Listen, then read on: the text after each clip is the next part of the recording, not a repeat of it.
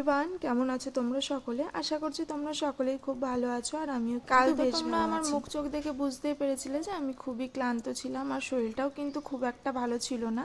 সেই জন্য কিন্তু বাড়িতে এসে আগে স্নান করে নিয়েছিলাম আর এদিকে দেখো আমার বর কিন্তু চাটা খেয়ে না শরীরটা একটু ভালো লাগছিল আর গা হাত পা এত ব্যথা যে কি বলবো। তোমাদেরকে তো আমি পুরোপুরি এখন কোনো কিছু বলতে পারছি না, যাই হোক আমি এইটুকুনি বলতে চাই যে আমার বর যা কিছু হারিয়েছে সেইগুলো সবকিছু আমি ফেরানোর চেষ্টা করছি। ভগবানের আশীর্বাদ আর তোমাদের যদি সাথ থাকে তাহলে অবশ্যই আমি সেগুলো পূর্ণ করতে পারবো। এবার চেষ্টা করব যে যেই জিনিসগুলো হারিয়েছে তার থেকে যেন আরো দ্বিগুণ সে ফিরে পায়। যাই হোক, এটা ছিল কালকে রাতের ভিডিও। কালকে তো রাতে আসার পর তোমাদের সঙ্গে শেয়ারই করেছিলাম। কালকে কিন্তু অনেকটা লেট হয়ে গেছিল, সেরকম ভাবে কোনো কিছু রান্নাই করতে পারিনি। সকালবেলা কিন্তু চিড়ে আর টক দই খেয়েই কেটে গেছে। সময়ের অভাবে কোনো রকম একটু ডাল ভাত করেছিলাম। কিন্তু সকালবেলা আমার স্নানটাও হয়েছিল না। রাত্রিবেলা যখন আমি বাড়িতে ফিরি তারপর এসে কিন্তু আমি স্নান এরকম অবেলায় তো কোনোদিন স্নান করা হয় না সেরকম একটা, তাও সেই জন্য না একটু ঠান্ডাও লেগে গেছে। সারাদিন সেরকম একটা খাওয়া দাওয়া হয়নি বলে তাই ভেবেছিলাম বাড়িতে এসে একটু ভাত আর একটু পটল সর্ষে রান্না করব, তা সেই রকমই করেছিলাম। একটু খারাপ লাগছিল বলে ও আবার কিন্তু ভাতও বসিয়ে দিয়েছিল